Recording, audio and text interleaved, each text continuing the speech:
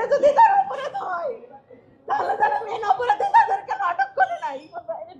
এখানে যে 7 জন আসামি ধরা হয়েছে, এদের মনে করেন এমন সুন্দরভাবে সাজানো হয়েছে, ঘটনাটা কেমন জানি এরাই করছে। এত পুলিশ ছিল, এত যারা করছে তাদের কিছুই বলে নাই, তাদের কিছুই করে নাই। আর এই যারা নির্দোষ মানুষ তাদের এইভাবে ফাঁসানো হয়েছে। আসলে দেখা যাইতেছে যে প্রকৃতপক্ষে যে অপরাধী এএসআই মনিরুল ইসলাম সে সাক্ষী দিয়ে গেছে, অথচ উনি গাড়িতে আগুন দিচ্ছে। 6 জন হত্যাকাণ্ড এবং লাশ পুড়িয়ে ফেলার যে মামলা, এই মামলায় আমি মোহাম্মদ আবুল হাসান, আমার সাথে আমার বন্ধু ব্যারিস্টার সিফাত মাহমুদ এবং অ্যাডভোকেট নিজামুদ্দিন সহ আসামি ব্যারিস্টার আজমান, আমরা সবাই পুলিশকে প্রতিনিধিত্ব করেছি এবং আজকে যে রায় দিয়েছে আমরা ভীষণভাবে সংক্ষুব্ধ।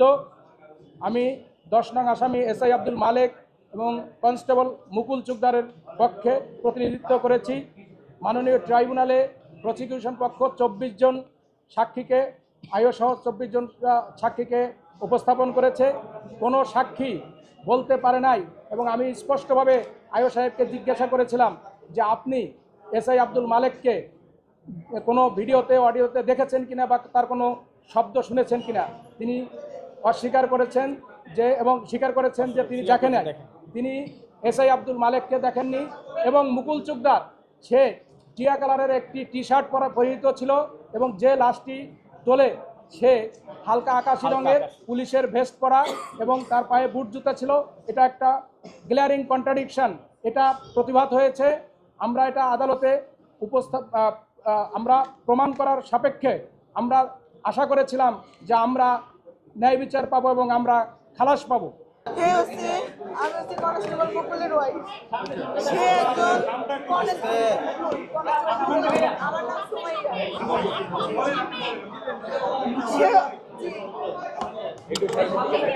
সে হচ্ছে একজন কনস্টেবল। সেইখানে সেভাবে ছিল না, তার কোনো সুষ্ঠু প্রমাণ করে দেওয়া হয় নাই। সে শুধু দেখা যাচ্ছে যে ওইখানে দাঁড়ায় আছে, এটার ভিত্তিতে তারা এখানে আসামি করা হয়েছে এবং তারে মৃত্যুদণ্ড সহ যাবজ্জীবনের জেল দেওয়া হয়েছে। এটাই আমি আজ পর্যন্ত এরকম কোথাও দেখিনি যে দোষ না পেলেও তারা দোষী বানায়। আজকে এই কোর্টে যেটা করলো এটা আমরা আজ পর্যন্ত এটা মাইনে নিতে পারলাম না, আমরা এটা কখনো মানবই না। কারণ শাস্তি যাদের দেওয়া উচিত তাদের তারা দেয় নাই। সে হচ্ছে একজন কনস্টেবল, কনস্টেবলের যে ফাঁসি হয়, যে কিছু করেই নাই, সে শুধু এখানে দাঁড়াই গেছিল। পুলিশ থানায় আত্মরক্ষার জন্য ছিল, তারা নিরাপদে থাকার জন্য, নির্বিঘ্নে থাকার জন্য তারা পুলিশ কনস্টেবল এবং এই এসআই আব্দুল মালেক অন্যান্যরা সহ তারা এই থানা কমপ্লেক্সের ভেতরে ছিল। তারা কারো বাড়িতে গিয়ে পথে গিয়ে আক্রমণ করেনি এবং তারা ওখানে যায়নি। এটা জানার পরও, এটা আমরা প্রমাণ করার পরও আমরা দেখেছি যে আমাদের এই মিটিগেটিং সার্কামস্ট্যান্স ছিল এবং আমাদের এই মামলা প্রসিকিউশন পক্ষ ভীষণভাবে প্রমাণ করতে ব্যর্থ হওয়ার পরও আমরা এই বিচারে আমরা এই যে রায় দিয়েছে এই রায়ে আমরা ভীষণভাবে সংক্ষুব্ধ। এটা যদি তার অপরাধ হয় তাহলে তারা মেন অপরাধী তাদেরকে আটক করে নাই। এখানে যে 7 জন আসামি ধরা হয়েছে, এদের মনে করেন এমন সুন্দরভাবে সাজানো হয়েছে, ঘটনাটা কেমন জানি এরাই করছে। এত পুলিশ ছিল, এত যারা করছে তাদের কিছুই বলে নাই, তাদের কিছুই করে নাই। আর এই যারা নির্দোষ মানুষ তাদের এইভাবে ফাঁসানো হয়েছে। একজন কনস্টেবল সে কখন এগুলো করে নাই, সেগুলো ভিডিও ফুটেজে দেখা যাচ্ছে, তারপরেও তারা এগুলো শাস্তিগুলো দেওয়া হইলো।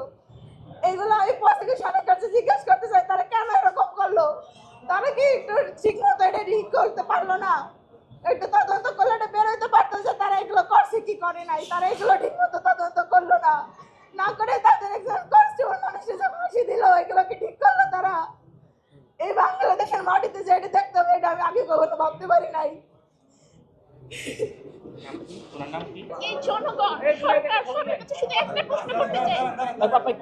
না এসআই না, এসপি আব্দুল্লাহিল কাফির ওয়াইফ উনি। হ্যাঁ বলুন আপনি বলুন। PW23 যিনি রাজসাক্ষী ছিলেন এবং আইও বলে দিয়েছেন এবং উনার কমান্ডিং অফিসার ভিডিওতে উনার পাশে যে ছিল উনাদেরকেও কিন্তু এখানে আসামি করা হয় নাই। আমি একজন মেয়র ইন্সপেক্টর, আমাকে এখানে আসামি করে আমাকে লাইফ ইমপ্রিজনমেন্ট দেওয়া হলো। তো এখানে যে বললো যে একটা মিটিগেটিং ফ্যাক্টর আমাদের জাজরা দেখেছেন, আমি কোনো মিটিগেটিং ফ্যাক্টর দেখেছে বলে আমার মনে হয় না। এখানে যে এতগুলো উইটনেস আমরা যেটা করলাম, উইটনেসদের কথা, এগুলো কোনো একটা কথাও এখানে ধার্য করা হয়নি। এবং যে একটা কমন রেসপন্সিবিলিটি একটা বিষয় আছে এই কমন রেসপন্সিবিলিটি বিষয়টা যাচাই করার জন্য আমরা সিডিআর এর আবেদন করেছিলাম। সিডিআর যে একটা মানুষ যে কমান্ড দিবে তার সাথে ফোনে বলবে, ওয়াকি টকিতে বলবে, এগুলোর কোনো রিপোর্ট কিন্তু প্রসিকিউশন দাখিল করতে পারে নাই। তারপরও আজকে আমরা এই রায়ের সম্মুখীন হতে বাধ্য হয়েছি। আমরা এখন সবাই ইনশাল্লাহ অ্যাপিলেট ডিভিশনে আপিল করব, যত দ্রুত সম্ভব আমরা অ্যাপ্লিকেশন দিব, কাগজ পাওয়ার সাথে সাথে আমরা অ্যাপিলেট ডিভিশনে যাব। আপনার আগুন দেওয়ার ভিডিওতে যাকে দেখা হয়েছে তাকে কি আসামি করা হয়েছে আমরা জিজ্ঞেস করছিলাম। তাকে আসামি করা হয় নাই। তাকে ওখানে যখন আগুন জ্বলতেছিল আশেপাশে কোনো পুলিশ ছিল, এই ভিডিও প্রসিকিউশন কোর্টে জমা দিতে পারে নাই। ভিডিও দেওয়া আছে, ছাত্র জনতা আক্রমে থানার উপর আগ্রাসন করতেছে, পুলিশরা নিজেদের যান বাঁচানোর জন্য, আত্মরক্ষার জন্য যাদের কাছে অস্ত্র ছিল তারা গুলি করছে নিজেদের যান বাঁচানোর জন্য। এবং এটার একটা এফেক্ট আপনারা দেখেছেন যে পুলিশরা ওখান থেকে যেই পুলিশকে ধরে নিয়ে গেছে তাদেরকে কিন্তু পরে আসলে বাইপাল ইয়েতে ঝুলাই রাখা হয়েছে মেরে। তো পুলিশরা কি এই দেশের সিটিজেন না? এই যে আপনার কথাটা খুবই, অসংখ্য পুলিশ, 200-300 পুলিশ ছিল, ওইখান থেকে এই কয়েকজন পুলিশকেই কেন আনা হইলো? আমাদের কোশ্চেন হচ্ছে এটা। ঘটনা তো আমরা অস্বীকার করতেছি না, ওখানে মানুষ মারা গেছে। আমরা কি অস্বীকার করেছি যে ওখানে মানুষ মারা গেছে বা ওখানে আগুনে পুড়ে মারা গেছে? এটা তো অস্বীকার, বাট আমরা কি ছিলাম নাকি এটা তো প্রমাণ করতে পারে নাই প্রসিকিউশন। আমি 5 নম্বর এই মামলার 5 নম্বর যে আসামি অ্যাডিশনাল এসপি সাভার সার্কেলের দায়িত্বপ্রাপ্ত অ্যাডিশনাল এসপি মিস্টার শাহিদুল ইসলামের আইনজীবী। আমরা এই মামলায় কমন রেসপন্সিবিলিটির যেটা সেটাই আমার বিরুদ্ধে অ্যালিগেশন অ্যাকচুয়ালি ছিল আর কি, যেহেতু আমি হাই অফিসিয়াল। তো